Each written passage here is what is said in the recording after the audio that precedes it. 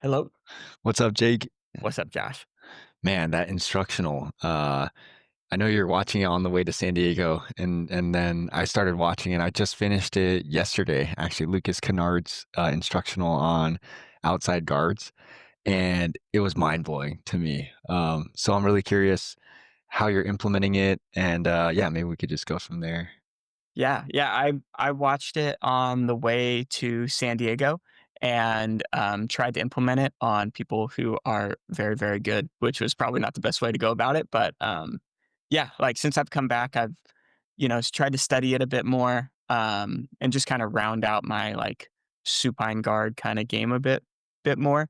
And yeah, I really enjoyed it as well. Um, Yeah, I guess what were some of the, like, key takeaways you had, and maybe we can dive into those. Yeah. So I really like the way he structured the instructional, starting from like very, very deep connected Mm, positions. I think he started with like those leg entanglements, like where he's trying to get to, basically, those really strong ones, and how to finish from there. And then slowly backing away into entries and then all the way up to like open guard with no connections, making connections, all that. So I like the structure of that. Um, I was a little bit confused with all the leg entanglement stuff. Like the first half of it, I was more confused. And then as we got to the less connected position, then I started really like thinking it was super cool, like the K guard stuff, the entries, mhm, body X, and then the De La Hiva and how like they all connect to each other. And then I wrote in my note as well, like using the 2-on-1 to just scoot yourself right into K guard.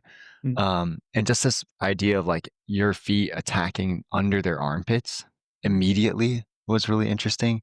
And then, yeah, going into K guard, De La Hiva, or body X, rotating around outside or inside and attaching to a leg was super cool.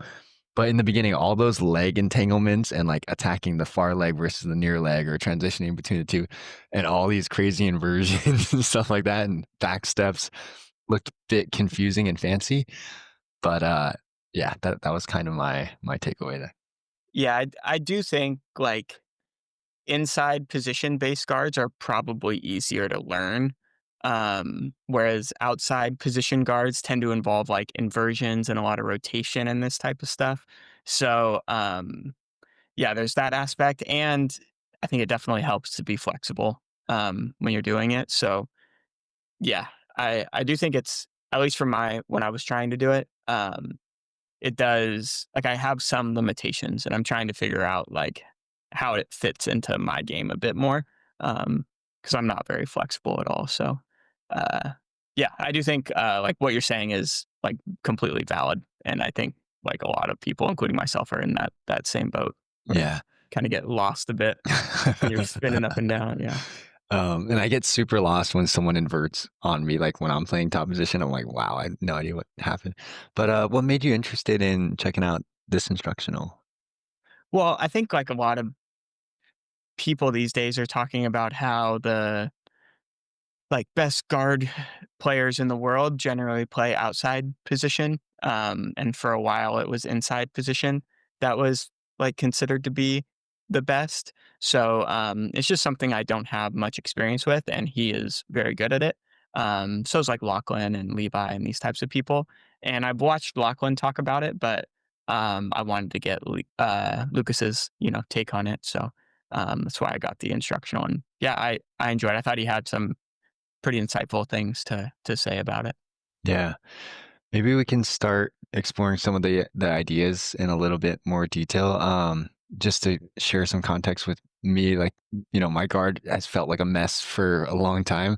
I would just basically the first thing I learned, I think from you when we went out to Lanai, was like pummeling your feet to the inside and try to just grab double ankles and do that basic dummy sweep Right. type of situation, or attack the inside, go to single leg X. So that was like kind of like I would try to do that until I end up in low knee shield, reverse De La Hiva, get stuck there for a little bit and then get past. So that was like my whole situation. Like I would go supine. Then I think I started doing, instead of reverse De La Hiva low knee shield, I started messing with getting a high knee shield, maybe getting a butterfly hook, and I could retain like a little bit longer before eventually getting past. Then came along, we were talking about that keymaster, that low leg thing. And that keymaster thing, I think, helped me a lot more in the less connected positions of just to retain a little bit when they're flanking. Mhm. So then I started mixing around that keymaster with inside, occasionally going to K guard to attack the backside, finding a little bit of success there.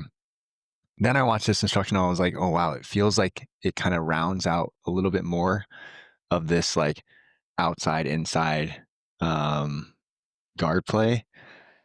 But yeah, so I watched the instructional, been messing around with it a little bit, and my biggest challenge I've been having is yesterday is like people when they grab both my feet, just quickly toreandoing, Mm. and then they're like, I just give up the pass so quickly Mhm. from there, because yeah, but so that's just been my like experience, I guess, trying to develop a guard, and then right now, just right smack in the middle, seeing where all this fits in. Right. Yeah. Yeah, so, like, the basic thing I've been trying to, like, consciously do every time is what you were talking about of, like, getting your feet to track towards their armpits. So, this will help with, like, them immediately flanking you in the sense that, like, if they grab both your feet and you're pummeling your feet to the inside, it's gonna be harder for them to flank. And, going back to the flexibility thing, like, well, basically, like, Lucas talks about how his, like, favorite position to get to, which is his, like, safety blanket, is the keymaster with the lasso.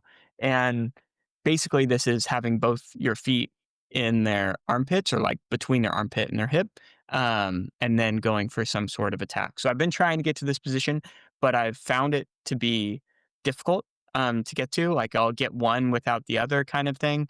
And then I can't like high leg over to get my last one because I'm not flexible enough or whatever. And um, so let me just show you real quick because shout out to Anna.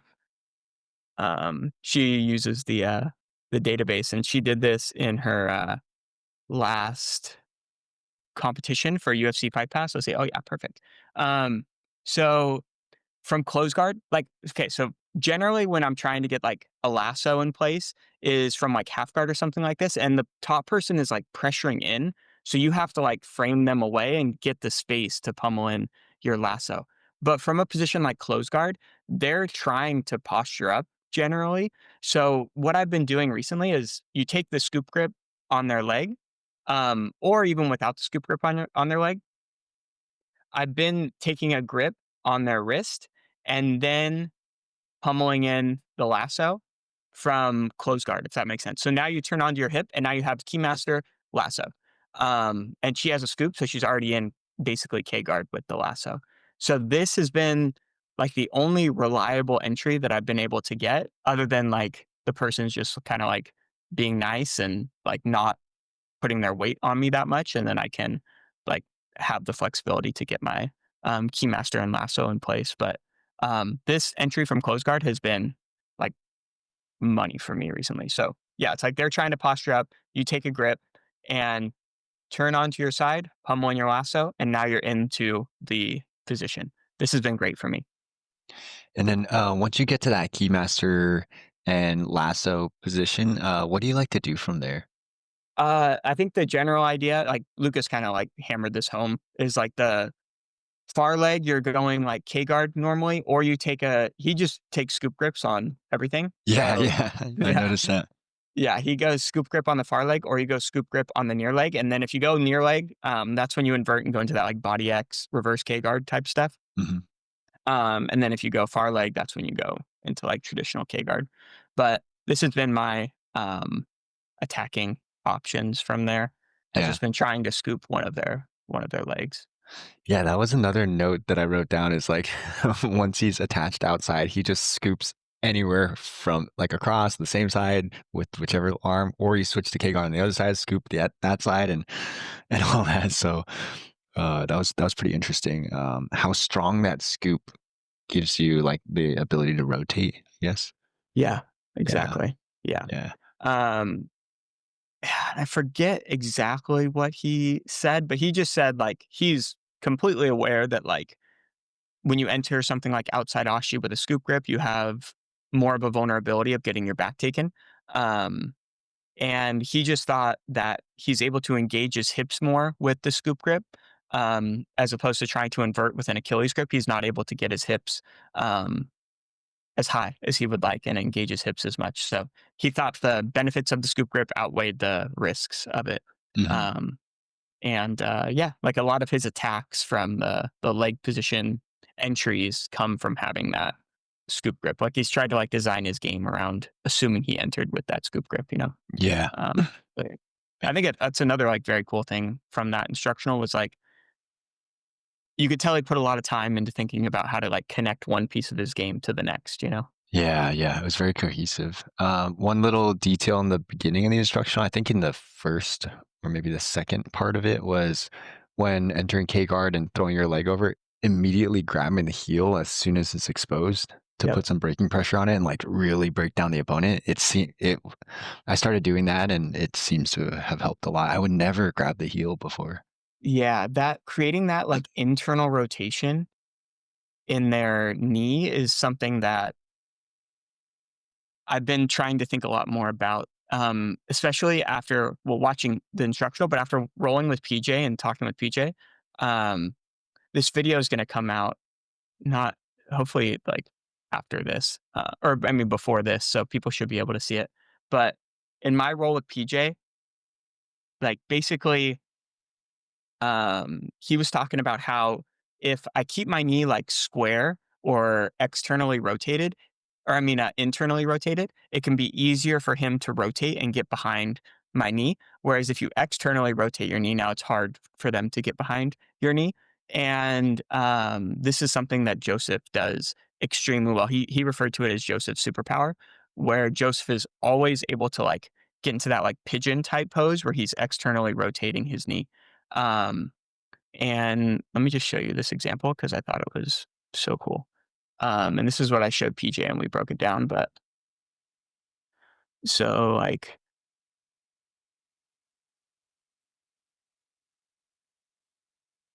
yeah. So you see how Joseph, like, keeps this knee externally rotated, like, the Mhm. entire time. And it just makes it extremely hard for Max to get behind his knee with any sort of connection.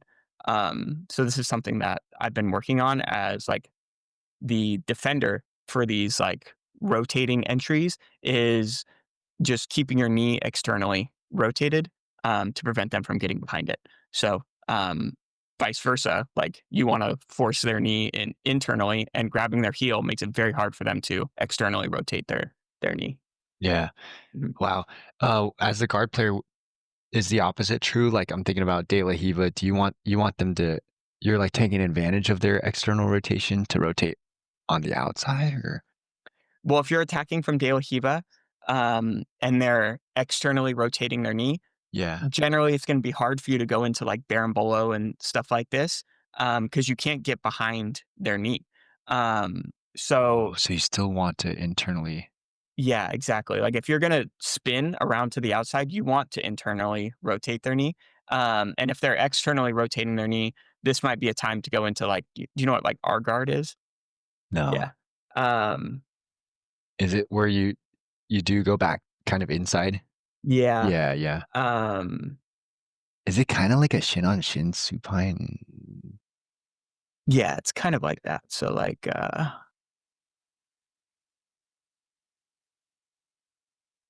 let's see. So you can see he's playing De La Hiva and the knee is externally rotated. Mhm. So his second leg like kind of comes in and is pushing like trying to off balance Craig more this Yeah. way. So this is like the general advice. Um but yeah, like what I've found at least is the R guard can be very effective, but I found it hard to get to work against like good people. So generally like what I've tried to do at least is just try and get connected to their second leg. So like take a scoop and start to enter like waiter guard or something like this. Yeah. Do you know what that is? Yeah. I think we're going down too much rabbit holes, but yeah. I think bottom line, like when doing all of these entries that Lucas was referring to, it's very helpful to be able to internally rotate their knee. Okay. And it can be very difficult to achieve if they're constantly able to externally rotate their knee. And if they are able to externally rotate their knee, it might be a better play. I mean, I'm still kind of figuring this out, but I think it might be a better play to try and get inside position. But at the same time, like when you get inside position, like Craig showed like an example of him externally rotating his knee and just like pressuring forward, and like it's very hard to use your inside position effectively when this is the case. So um, yeah, like keeping their knees from externally rotating, I think is a very important aspect of all of these things. Yeah. Uh, one small win that I had the other day on Sunday, like about a week ago at open mat, playing guard was attacking K guard on the side that I don't normally Mhm. use. Yeah, so normally I play De La Hiva with my left leg as like the hook and the left Mhm. leg as the K guard, and I never tried using my right leg. It just felt was so weird going to the other side. How's your experience been trying to like play on both sides with K guard or De La Hiva on both sides and all Yeah. that? Yeah. So what I've at least felt to be effective is like against the standing person, I prefer to play K guard with my right leg. Um, but once they're on their butt, I prefer to play with the other side Oh, for whatever interesting. reason. Yeah, Yeah. yeah. Um, so yeah, I don't really know. And I probably should think about how to like make it more cohesive. But yeah, I think I just so Lucas seems to attack with his left leg as the K guard leg, and Mateusz Szczęsny seems to attack with his right leg as the K guard leg. So I think initially when I was studying this, I was studying Mateus a lot on like how to enter into K guard, and he enters a lot on the other leg. So I would like copy his setups on the side, and then I've watched more of like Lachlan and Lucas on like attacks from K guard. Um, so like especially these like spinning the leg type attacks. So I think this made me more comfortable with attacking with my left leg as the K guard leg. So it's kind of unfortunate the way I did this, but yeah, It felt really cool attacking the other side because I just never attacked that side with any guard. So it was cool to use that low leg or the keymaster, whatever, and then just be like, all right, I'm gonna switch, scoop the other side, and try to go back on that side. yeah, Um, and another fun thing about like messing around with these outside guards is feeling what it's like to just switch from hip to like being really committed to mm, one hip, just like constantly being able to switch back and forth between the two mm. versus before, like he mentioned in instructional, being pinned in reverse De La Hiva and just like getting stuck there. So that's been a fun aspect that I haven't really felt before playing guard. Yeah. This was honestly one of my biggest takeaways from that instructional was his I think you could say the same for like the Levi's and stuff like this, where they kind of get criticized for not taking very many risks and making sure they're like completely safe before they attack. And this was one of those like ways they go about implementing that was basically Lucas said when you're playing from like something like reverse De La Hiva or something like a false reap, it pins like if you're attacking the false reap with your left leg, you're pinned on your right hip. You can't switch to your left hip. Whereas if you're attacking from Keymaster, you can stay on your right hip or you can push off your Keymaster leg and switch to your left hip to go to De La Hiva. So it gives you the ability to dictate which hip you play off of, as opposed to playing guards where you're pinned on one hip, where you're, it's not wrong, but like when it goes wrong, it can go very wrong, you know? Whereas you're more safe if you can dictate which hip you're on. So he doesn't like things like reverse De La Hiva or false reap for that reason. So yeah, I think it was a really good like risk management idea to keep in mind to be able to dictate, you know, which hip you play on when you're playing guard. Yeah, and it feels so good doing it too. You just Yeah. feel like you're still safe the whole time, and you're not getting like yeah, you're not holding their weight really or getting stuck. Right. Um, Going back to that Toriando problem, that was another like really interesting takeaway was when they said that when he said they grab your as the passer, they grab your feet and then you pummeling Mm. it was so subtle, like pummeling your heel like over the top or your toes underneath just to get that slight inside position again.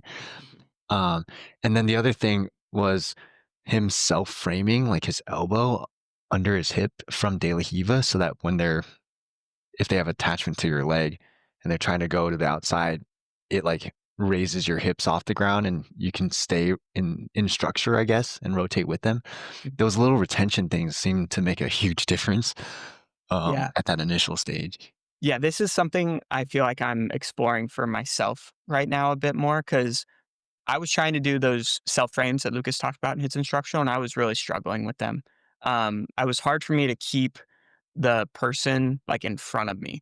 Like I felt like they were able to easily make an angle, and Lucas is extremely comfortable at like retaining his guard from north south and things like this. Which I don't know if you saw. I released like a video a couple weeks Yeah, ago the about this. mhm, So it's definitely something I'm trying to develop is being more comfortable retaining my guard from north south. But theoretically, like if you wanted to not let them do that, how do you do that? And I started to think about one thing I heard Joseph say, where the self frames are good if they're trying to move you, but if they're just moving themselves, the self frames don't really do anything. Like you would want to use your hands for another function if they're trying to move themselves. And then I watched this guy. I don't know if you know, like the WNO event coming up. mhm. They had like a qualifier. Okay. Yeah, this guy. Yeah. Um, and you can see the way he plays. He's not self-framing, but his hands are like Mm, out on the mat. And then he's like constantly pummeling his legs. So his hands on the mat help him move to like stay aligned. mhm. And then he eventually reaches and connects.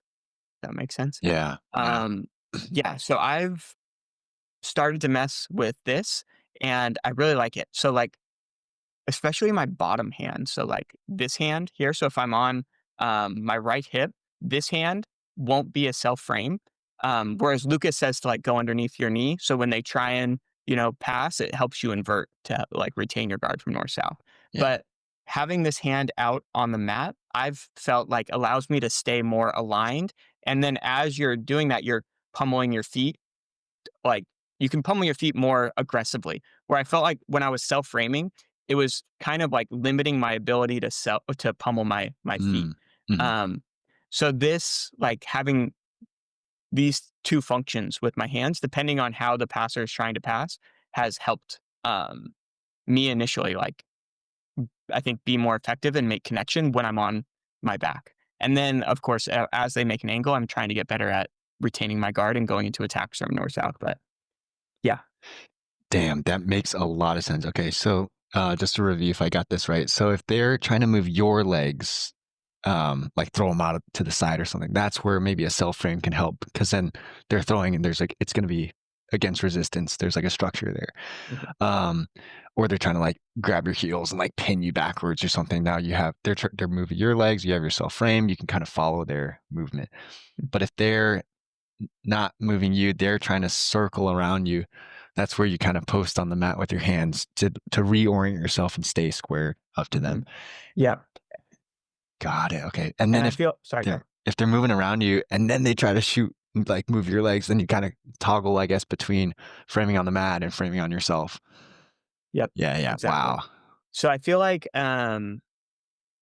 this is, like, what I'm trying to figure out right now is I feel like Lucas is very much in the self-frame camp, and is like basically just keeps the self frames and like regardless of where you go, he's like comfortable. Whereas this Justin guy seemed to like never self frame and he was always posting on the mat and just like pummeling his legs constantly, trying to not let the person get a good grip on his legs. So I think there is like a middle ground there where one is helpful when the other's not, and then vice versa. So this is what I'm trying to figure out that toggle you were talking about. Um, and it can be like pretty dynamic, you know? So, Yeah. yeah, this is something I'm working on right now. Yeah, yeah, super dynamic. That's one where, like, when you're watching guard players, it's almost like you have to watch in, like, slow motion or something to see what exactly they're reacting to. Mhm. Um, it's pretty nuts. Yeah. Yeah. Yep. Any ideas for games on, like, working on some of this stuff? Or have you been creating any games for yourself to practice some of these concepts? So I've basically been doing it with my class, saying like the guard person's supine and all you're trying to do is stay supine for as long as possible without them passing your guard. You can't like turn to your knees or anything. You just have to stay on your back and keep them from passing. And all I want you to focus on is getting your feet to like track towards their armpits. So like that's it. However you do it, that's it. Um, and then the top person just tries to like create angles and get chest to chest, basically is the idea. And then I've been showing like a lot of that DEMA passing stuff where you're like um, going into outside passing. So basically the guard passer is trying to do that. Like the class was designed around the guard passer, but the only in like focus for the guard player was getting their feet to track towards like the inside and get to the armpits. Um, so that's like the initial thing. I think it's just such a hard, I'm still trying to figure it out for myself, one. And then two, I just think it's like a very difficult skill to develop, but this is kind of the foundation of it. Like if you are losing your foot position, they're just going to be able to throw your feet either direction. So, this being like your initial focus, I think is very important. So that's why I've just been trying to like do that over and over again to make it like their initial like habit of like whenever I'm on my back, I'm just trying to get my feet towards the armpits. Yeah. Um, yeah, that's the Nice. way I've been approaching it. Okay, cool. Yeah, 'cause, I have a buddy who's competing in Vegas for Worlds, in Nogi Worlds, I think it's what it's called, in a month, and he really wants to work on passing, and I'm like, "Alright, perfect. I can work on my guard." And so tonight and tomorrow morning, we're gonna do that and in the coming weeks. So yeah, I was thinking about that too. Yeah, so the armpits sounds like a fundamental one. Maybe I can make a copy that game. He tries to only go to there. The passer can only go on the outside. Like they can't split the legs and go into split squat or go on their knees. I was trying to encourage them very much to go to the outside. I Yeah, said yeah, you can get like chest to chest and do it, but like, yeah, try and use more movement. yeah. That's what I was, Cool. yeah. I think that's a really good game. And then from there, I wonder if there's some other games from more connected positions. Like, for example, I never really know what to do from X guard. And Mm. in the instructional, in I think maybe part one or two, he was saying X guard is often like a central meeting point or whatever to then go Mhm. into like all these like crazy things. So I was thinking about just playing where I start from X guard and then try to entangle or something like that and put him on his butt or something. Mhm. Um, what are your thoughts on X guard in how it plays out with all this? Yeah, it's great. It's I think like what we were talking about where their knee is externally rotated. This means it's going to be hard for you to get behind their knee to go into like backside 50-50 or like that matrix crab ride type situation. Um, so the general advice is if their knee is flared out, if you take your hip off the mat to try and like commit to the backside entry, you're going to leave yourself very vulnerable to getting like stacked and things like this.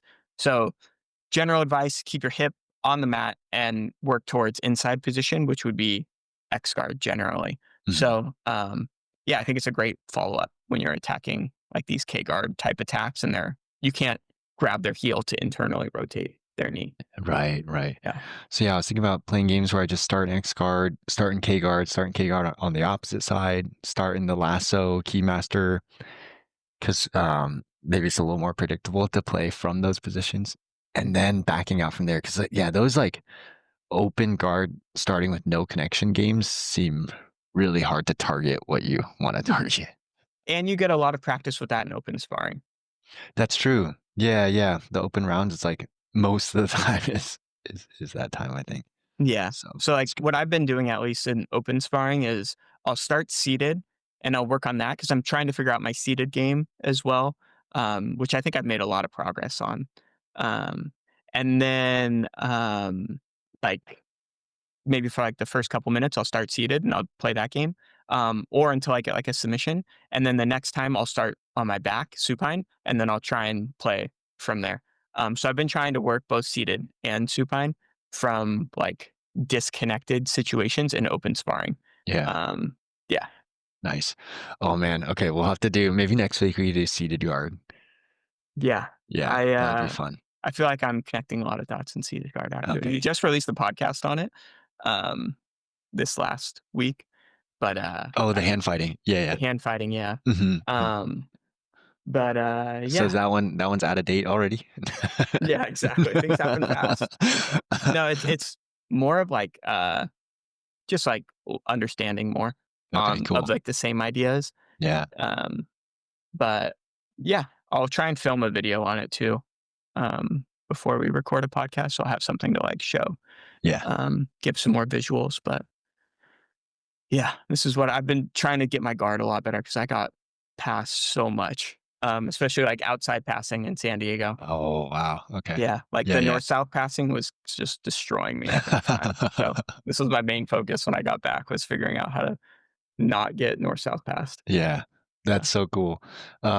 Yeah, for a while after that competition I did, I really wanted to do turtle and like the back, but then with my neck, I was like, all right, maybe Mm. I'll stay away from turtle for a bit. There's gonna be so much front headlock in there as well. So now it's a good excuse to do guard, which I didn't want to do for a long time, which is just like very confusing. But with these new like outside guard stuff, the keymaster stuff, it's giving me a little more hope in learning guard. So yeah, yeah, I'm excited to talk about seated guard. For me, it feels like, oh man, I'm just gonna save it. I'll save it for the next episode. Okay, Good sounds cliffhanger. good. There you go. Yeah, thanks, Jake. Cool. Later, Jack. See ya.